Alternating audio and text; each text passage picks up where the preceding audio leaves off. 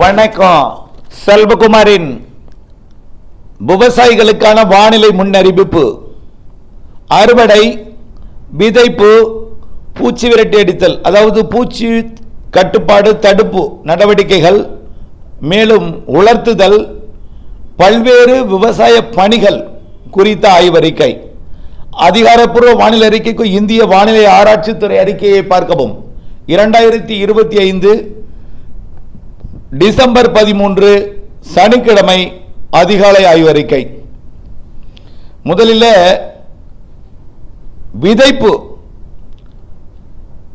விதைப்பை பார்க்கும் பொழுது எல்லோரும் கேட்கிற கேள்வி என்னன்னா, நிலக்கடலை விதைக்கலாமா? நான் கடந்த வாரம் கேட்டபொழுது சொன்னேன், இலங்கைக்கு அருகே நிகழ்வு வர இருக்கிறது. ஆனால் அந்த நிகழ்வு வேதாரண்யம், ராமேஸ்வரம், தூத்துக்குடிக்கு கண்டிப்பாக கொடுக்கும், டெல்டாவின் உள்பகுதிகளுக்கும் கொடுக்கும். அது கந்தர்வக்கோட்டை, கரம்பக்குடி மற்றும் புதுக்கோட்டை மாவட்ட பகுதிகளுக்கெல்லாம் எட்டி பிடிக்க வாய்ப்பு இருக்கு. ஆனால் மதில் மேல் புனையாக இருக்கு, ஆனால் உள்ளே வராது. கடலோர மாவட்டங்களுக்கும் கடலோர மாவட்டங்களுக்கு அடுத்தபடியாக இருக்கக்கூடிய மாவட்டங்களுக்கும் அவ்வப்பொழுது எட்டி பிடிக்கும். அது குறைவாகவோ கூடுதலாகவோ இருக்கலாம், ஒதுக்கவும் செய்யலாம். ஆகையினால உங்கள் விருப்பத்துக்கே நான் விட்டு விடுகிறேன், நீங்களே அந்த முடிவை எடுத்து விடுங்கள் என்று சொன்னேன். நிறைய பேர் அவர்கள் முடிவு எடுத்திருக்கிறார்கள், இன்னும் முடிவெடுக்க முடியாமல் கைபேசி அழைப்பு அழைத்துக் கொண்டே இருக்கிறார்கள். சொல்லுங்கள் என்று என் வாய்நாள் வந்தால்தான் அவர்கள் செய்வார்கள் என்று எதிர்பார்த்து கொண்டிருக்கிறார்கள்.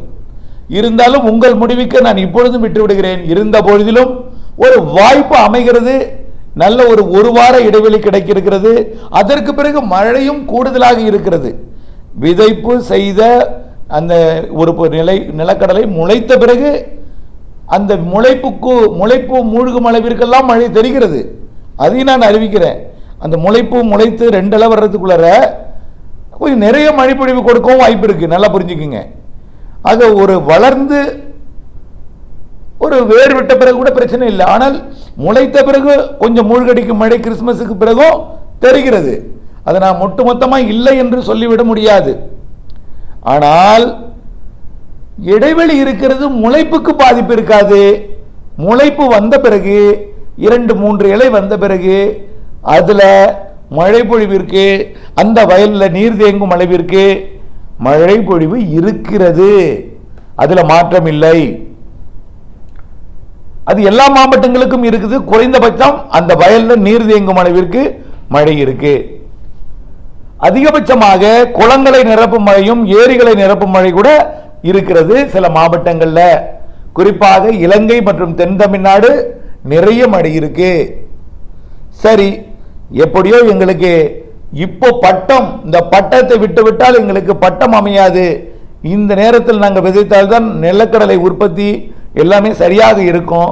பனிக்கடலை, அதுபோல கொண்டக்கடலை, இவை எல்லாமே ஒரு சரியாக இருக்கும். நாங்கள் விதைக்கலாமா என்று கேட்கிறீர்கள். ஆனால் விதைத்து 7 நாள், சில இடங்கள் சில தானியங்களுக்கு கொண்டக்கடலைகளும் 7, 10, 12 நாள் கூட தேவைப்படுகிறது. சில இதுக்கு சில சில சில தானியங்கள் முளைப்பதற்கு. ஆகவே இதற்காக நாம் என்ன செய்யலாம் என்பதை உங்கள்கிட்ட விட்டுட்டுறேன். ஆனால் வானிலையை பொறுத்த வரைக்கும் வரக்கூடிய 16, 17, 18 மழை கண்டிப்பா இருக்கு. இதுல தென் மாவட்ட மேற்கு தொடர்ச்சி மலைப்பகுதிகள் மற்றும் டெல்டா மாவட்டங்களுக்கும் வடகடலோரம் ஒரு நாள் கனமழையும், உள்ளே ஆங்காங்கே மிதமானது முதல் சற்று கனமழையும், நீலகிரி வரைக்கும் கிருஷ்ணகிரி வரைக்கும் எட்டி பிடித்து கொடுத்தாலும் நீலகிரிக்கு ஒரு நாள் மிதமான லேசான மழையும், அப்படியே நீலகிரி கிருஷ்ணகிரிக்கும் 2 பகுதிக்கும் ஒரு மிதமான லேசான மழையாவது கொஞ்சபட்சம் கொடுக்கும். தெற்கே போக போக அதுலேயும் தென் மாவட்ட மேற்கு தொடர்ச்சி மலை மிக மழை பொழிவும் வாய்ப்பு இருக்கு. 16, 17, 18 3 நாள் மழை இருக்கிறது என்பதை நினைவில் கொண்டு நீங்கள் விதைப்பு செய்யணும். சரியா? ஏற்கனவே நான் 16, 17, 18 மழை இருக்கிறது என்பதை காரணத்தினால்தான் உங்களுக்கு 7 நாளோ அல்லது 5 நாளோ இடைவெளி கிடைக்கிறதுக்கான வாய்ப்பு இல்லை என்பதற்கு தான் நான் சொல்லிட்டே இருந்தேன். 5 நாள் இருந்தால் சில விதைப்புக்கு முளைப்புக்கு போதும், சிலதுக்கு 7 நாள் வேணும். ஆனால் நல்லா முளைக்கணும்னா 10 நாள் 12 நாள் வேணும்னு சொல்றீங்க. அதனால என்னை பொறுத்த வரைக்கும் இந்த 16, 17, 18 மழை இருக்கு. அதுலேயே சில இடங்களில் குறைவான மழையும் இருக்கும். அதாவது கிருஷ்ணகிரி, தருமபுரி எல்லாம் லேசா பெஞ்சிட்டு டக்குன்னு அது சேலத்துக்கு வந்துடும். அங்கே கொஞ்சம் கூடுதலாக பெஞ்சிட்டு டக்கு நாமக்கலுக்கு வந்துடும், அங்கே கொஞ்சம் கூடுதலாக பெஞ்சிட்டு அப்படியே கரூருக்கு வந்துடும், சேலத்துக்கு வந்துடும், இப்படி தெற்கே வந்துடும். ஆகவே சில இடங்கள் குறைவாகவும் சில இடங்களில் கனமாகவும் பெய்யும். சில இடங்களில் 10-15 நிமிடம் பெஞ்சுன்னு வச்சுங்களேன், அப்புறம் என்ன ஆகும்? முளைப்பு திறன் பாதிக்கும். ஆகவே அந்த அச்சம் காரணமாகத்தான் எனக்கு அந்த வானிலையில் என் மனதில் மனத்திரையில் தென்படுகிற காரணத்தினால்தான் உங்களுக்கு உறுதியாக நான் விதையுங்கள் என்று சொல்ல மாட்டேன்.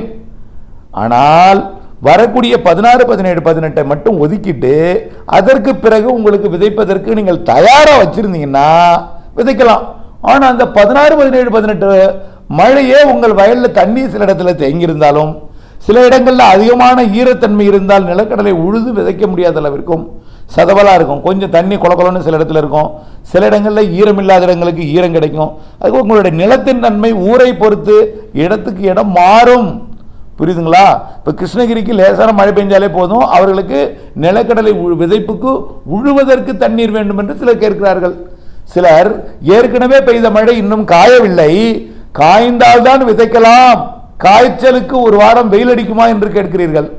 அப்படி அடிக்குமான்னு சொல்லும் பொழுது அப்படி வெயில் இப்பொழுதுக்கு இல்லை, மேகமூட்ட வானிலை தான் பெரும்பாலும் இருக்கும். திங்கட்கிழமை ஒரு நாள் கொஞ்சம் வெயில் இருந்தாலும் சுடும் வெயில் இருக்காது. மீண்டும் 16, 17 மழை வரப்போகுது, ஏற்கனவே காய்ஞ்சிருக்கிறது மீண்டும் நினைக்க போகுது, அப்புறம் மீண்டும் காய்வதற்கு நாள் எடுத்துக்கொள்ளும். அப்போ காயணும், அதுக்கப்புறம் நீங்கள் உழணும், அதுக்கப்புறம் விதைக்கணும்னா அடுத்த மழை வந்துடும். இதெல்லாம் நான் உங்களுக்கு தகவலாக சொல்கிறேன். புரியுதுங்களா? உங்களுடைய நிலத்தின் தன்மை, உங்களுடைய நிலத்தோட ஆழத்தன்மை, இருப்பிடம் எல்லாம் மாவட்டத்தை பொறுத்து உங்களுக்கு அமையும். ஆனால் தென் மாவட்டங்களுக்கு கனமழை இருக்கு, 16 வரக்கூடிய 16, 17, 18 டெல்டாவிற்கும் 16, 17, 18 இருக்கு. உள்ள திருச்சியெல்லாம் தாண்டி கூட இருக்கும்னு எல்லா மாவட்டங்களுக்கும் இருக்குன்னு சொல்லியிருக்கிறோம். சரி, 18க்கு பிறகு 19, 20, 21, 22, 23, 24, 25 கிறிஸ்மஸ் வரைக்கும் 19 25ஆம் தேதி வரைக்கும் ஒரு 7 நாள் மழை இடைவெளி கிடைக்கும். ஆனால் அதுலேயும் இந்த ராமேஸ்வரம் பகுதியும் வேதாரண்யம் பகுதியும் ஒரு தூறல் கொடுக்கலாம். இப்போ நிகழ்வு நம்ம மெதுவாக வரணும்னு நினைக்கிறோம், 27ஆம் தேதி தான் மழைப்பொழிவை தொடக்கும்னு நம்ம நினைக்கிறோம். திடீர்னு கொஞ்சம் வேகமாக வந்துட்டுனா, ஏன்னா ஒரு வாரம் காத்திருக்கிறது இப்போ இலங்கை கிட்ட, இன்னொன்று அதோட இணைந்து மீண்டும் விலகி போய் அந்தமான்ட்ட இன்னொன்று வரப்போகுது. எல்லாம் ஒன்றிணைந்து 3 ஒன்றிணைந்து விலகி, அதான் தீவிரமாக ஒன்று வருது, அடுத்தது இன்னொரு வரும்பொழுது அதோட இணைவதற்காக விலகுது, அதோட இணைஞ்சு வருது, அதுக்குள்ள இன்னொன்று வந்துடுது, அதோட இணைவதற்காக விலகுது, போய் இணைஞ்சு தீவிரமடைஞ்சு வரப்போகுது. இந்த மாத இறுதி கிறிஸ்துமஸுக்கு அப்புறம் 25ஆம் தேதிக்கு அப்புறம் தீவிரமடைஞ்சு வரப்போகுது. அதில் எந்த மாற்றம் இல்லை. ஏன்னா அதுக்கப்புறம் வர்றது கொஞ்சம் லேட் ஆகும் என்பதனால இது தனியாக தீவிரமடைந்துடும். நிலநடுக்கோட்டு இந்திய பெருங்கடல் தீவிர நிகழ்வு இல்லாமல் போயிடும். நிலநடுக்கோட்டு இந்திய பெருங்கடல் காற்று கிடைக்கும், வட இந்திய குளிரலை மட்டாக இருக்கும், நீராவிய நீராக மாற்றும் அளவிற்கு இருக்கும். அதனால மழைப்பொழிவு கண்டிப்பாக இந்த மாத இறுதியில் கண்டிப்பாக கனமழை இருக்கும். வயல்களை நிரப்பும் மழையும் இருக்கும். சில மாவட்டங்களில் வயல்களில் நீர் தேங்கும் மழையும் இருக்கும். சில மாவட்டங்களில் வயல்களில் நன்றாக ஈரமாக மழையில் இருக்கும். வடகடலோரம் வடவுள் பகுதியெல்லாம் கர்நாடக எல்லையோரம்னா இருக்கும் மழை. எல்லா மாவட்டங்களுக்கும் மழை இருக்கும். தெற்கேயும் இலங்கைக்கும் அதிக மழை, டெல்டாவிற்கும் அதிக மழை, உள்ளேயும் அதிக மழை, மேற்கேயும் அதிக மழை. இதுதான் நம்ம சொல்ற மாத இறுதி நிகழ்வு. அது ஜனவரி 3ஆம் தேதி 5ஆம் தேதி வரைக்கும் அந்த மழைப்பொழிவு அரபிக்கடல் போய் கிழக்கு காற்றை ஈர்த்துட்டே இருக்கும். அப்படிப்பட்ட மழைப்பொழிவு இருக்கிறது. அப்போ நீங்க ரெடியா நிலக்கடலையை வச்சிருந்தாலும் தனியா உடைச்சி கைவசம் வச்சிருந்தா அது ஈஸியா பூச்சி பிடிச்சிடும். அப்போ கடலை கொடிய தூசியோட வச்சிருக்கணும். அப்படி இருக்கும் பொழுது மழை அதிகமாக பெஞ்சா தண்ணி அதிகமாகி உழ முடியாம போயிடும். அப்புறம் அதிகமாக தண்ணி இருக்கும், முளைப்பு திறன் பாதிக்கும். அப்புறம் முளைப்பு திறன் தாமதப்படுத்தும் போது அடுத்த மழை வந்துடும். இவையெல்லாம் சிக்கல் இருக்கிறது. உங்கள் முடிவுக்கே நான் விட்டு விடுறது இதுதான். உங்களுடைய நிலத்தின் தன்மை எல்லாமே உங்களுக்கு தான் தெரியும், உங்கள் முடிவுக்கே விட்டுறேன். சரி, அடுத்த மழையை பொறுத்த வரைக்கும் வரக்கூடிய 27ஆம் தேதி இலங்கைக்கு கண்டிப்பா மழை கனமழை தொடங்கிடும். 28ஆம் தேதி தமிழ்நாடு முழுவதும் தொடங்கிடும். 29, 30, 31, 1, 2, 3, 4, 5 வரைக்கும் மழை இருக்கும். கண்டிப்பா 27 இலங்கை, 28 தென் மாவட்டம் டெல்டா, 29 அனைத்து மாவட்டங்கள் படிப்படியா எல்லா மாவட்டங்களுக்கும் மழை வந்துடும். அப்படிப்பட்ட நிகழ்வுகள் இருக்கு. அடுத்த நிகழ்வு இப்போ 5ஆம் தேதி வரை மழைப்பொழிவை கொடுக்கலாம், 4ஆம் தேதி வரை கொடுக்கலாம் ஜனவரியில். அப்புறம் இடைவெளி கொடுக்கும் 9ஆம் தேதி வரைக்கும். அப்புறம் 9ல இருந்து 15ஆம் தேதி பொங்கலுக்கும் மழை இருக்கும், 14ஆம் தேதி பொங்கலுக்கும் மழை இருக்கும். அதை தாண்டியும் மழை வரும், 17ஆம் தேதி வரைக்கும் மழை இருக்கும். ஆக 10லிருந்து ஒரு வாரத்துக்கு மழை இருக்கு. மீண்டும் ஜனவரி 10, 9லிருந்து அடுத்த மழை வரும் என்ற அந்த நிகழ்வு பிலிப்பைன்ஸ் அருகே மிக போராடி கொண்டிருக்கிறது, முன்னேற முடியாம. அதுக்கு முன்னாடியே சிங்கப்பூருக்கு தென்சின கடலுக்கும் தாய்லாந்து வளைகுடாக்கும் இடையில ஒரு நிகழ்வு, அதுதான் ஜனவரி மாத முதல் வாரத்தில் வரக்கூடிய நிகழ்வாக இருக்கு. எல்லாமே மிக தொய்வடைஞ்சு பல்வேறு இடையூறு கடையில் சிக்கிட்டு இருக்கு. பனிப்பொழிவினால எல்லா பனியும் விலகியது பிறகு வேகம் எடுத்து விடும் வருவதற்கு. ஆகவே ஜனவரி மாதம் 25ஆம் தேதி வரைக்கும் அடுத்தடுத்த 3 நிகழ்வுகள் ஜனவரியிலையும் இந்த மாத இறுதியில் டிசம்பர் இறுதியிலையும் நிகழ்வு இருக்கு என்பதை தெரியப்படுத்த விரும்புகிறேன். அதனால அதில் இடைவெளியும் இருக்கும். இடைவெளி எப்படி இருக்கும்னா 4 நாள் 5 நாள் தான் இருக்கும். ஒவ்வொரு இதுக்கும் இடைவெளி 4 நாள் 5 நாள் இடைவெளி இருக்கும். ஒரு மாதத்தில் 30 நாள்னா ஒரு 15 நாள் இடைவெளி இருக்கும். 15 நாள் மழை இருக்கும். அந்த 15 நாள் 5 நாள் மழை பெய்யும், பிறகு 5 நாள் இடைவெளி கொடுக்கும். பிறகு ஒரு 5 நாள் மழை பெய்யும், பிறகு 5 நாள் இடைவெளி கொடுக்கும். அந்த 5 நாள் உங்களுக்கு வாய்ப்பாக அமையுமா என்பதை நீங்கள் அந்த நேரத்தில் தான் நீங்கள் பார்க்க வேண்டும். ஆனால் ஜனவரியில் பொங்கல் நாளிலும் மழை இருக்கு, ஜனவரி 1லும் மழை இருக்கு, குடியரசு தினத்துக்கு முன்னாடியும் மழை இருக்கு. ஆக குடியரசு தினம் வரைக்கும் மழை இருக்கு என்பதை தெரியப்படுத்த விரும்புகிறேன்.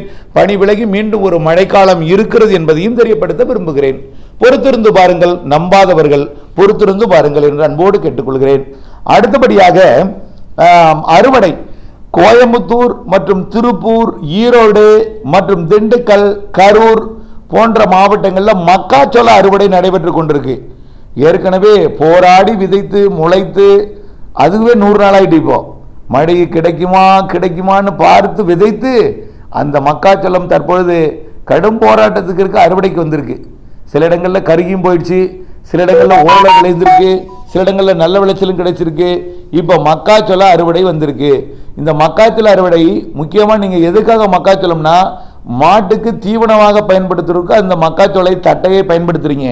அந்த ஆக சோளத்தட்டை அதை காய வைக்கணும், 1 வாரம் காய வைக்கணும். மக்காச்சோளத்தையும் காய வைக்கணும், அப்போதான் அதில் ஃபங்கஸ் வராமல் இருக்கும். அதுக்கு 1 வாரம் இந்த வரக்கூடிய 25ஆம் தேதி வரை 19ஆம் தேதியிலிருந்து 25, 26ஆம் தேதி கூட இடைவெளி கிடைக்கலாம். இடைவு நேரத்தில் பனிப்பொழிவு இருக்கும், அதில் பனிப்பொழிவு கண்டிப்பாக இருக்கும். அதனால கடல்ல இருந்து கொண்டு நிகழ்வு குளிரையும் இருக்கும். ஆனால் இப்போ இருக்கிற குளிர் இல்லாமல் கொஞ்சம் குறைஞ்சிருக்கும். அதனால தான் அது முன்னேறி வரப்பாக்கும்.